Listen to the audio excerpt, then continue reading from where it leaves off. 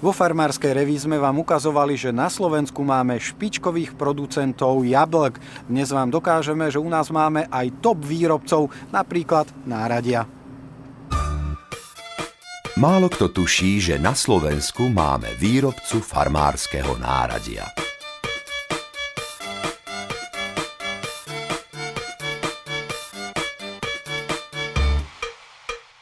Vyrábame násady všetkého druhu do záhradného, lesníckeho a stavebného náradia. Napríklad sekery, univerzálne sekery, štiepacie sekery, kálačky, záhradnícke sekerky na štiepanie triesok. Potom vyrábame záhradné náradie, to sa týka hlavne hrablí, motík, lopatiek, rýlov a rôzne veci. Ste teda výrobca slovenského náradia? Áno, sme výrobca slovenského náradia, aj keď kovové časti dovážame z Európy, zo Slovenska. Výroba našich násad, cirka 90% putuje do zahraničia, väčšinou do západnej a severnej Európy. A teraz krátky prierez výrobou. Čo je to za drevo, z akého dreva robíte násady? A všetky násady sa u nás vyrábajú z jaseňového dreva. Prečo práve z jaseňového dreva? Jaseňové drevo je najvhodnejšie na výrobu násad kvôli pružnosti a elasticite. Toto je pásová pila, na ktorej režeme guľatinu, ktorý sme mohli vidieť, a vzniká nám rezivo, ktoré triedime podľa kvalít, hrúbok a podľa požiadaviek. V tejto časti sa rezivo vykracuje na požadovanú dĺžku a rozmieta na požadovanú šírku. Tu dostávame polovýrobky, ktoré nazývame prírezy alebo hranolky.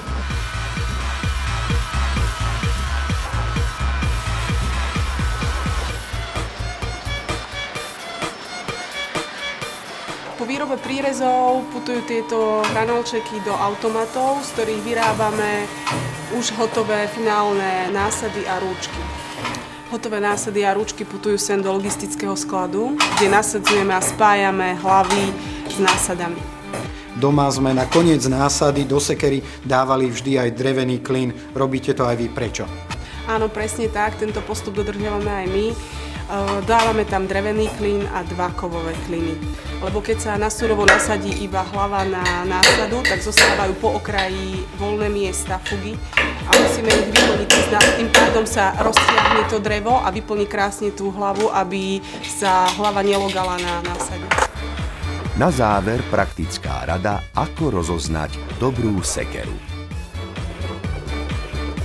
Kvalita sekier sa posudzuje hlavne podľa kvality hlav, či sú to odliatky alebo výkovky. Dá sa rozoznať, či je to odliatok alebo výkovok? Na prvý pohľad ani nie. Človek musí začať s tým robiť, a keď napríklad chce preťať, najlepšie to vidno, keď pretínate klince, že či sa vám tá sekera vyštrbí alebo nie. Aký je rozdiel medzi násadou alebo poryskom z dreva a z plastu? Drevené poryska vychádzajú z našej tradície, sú to násady našich starých rodičov a drevo pôsobí oveľa teplejším dojmom ako plastové násady. A plastové a drevené násady sú porovnateľnej kvality, ide tam o ten pocit, ktorý má človek, keď chytí drevenú násadu do ruky. Ideme si vyskúšať? Môžeme. Poďme na to.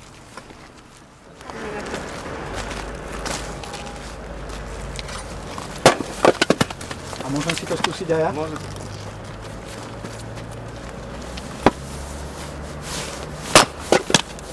Ide.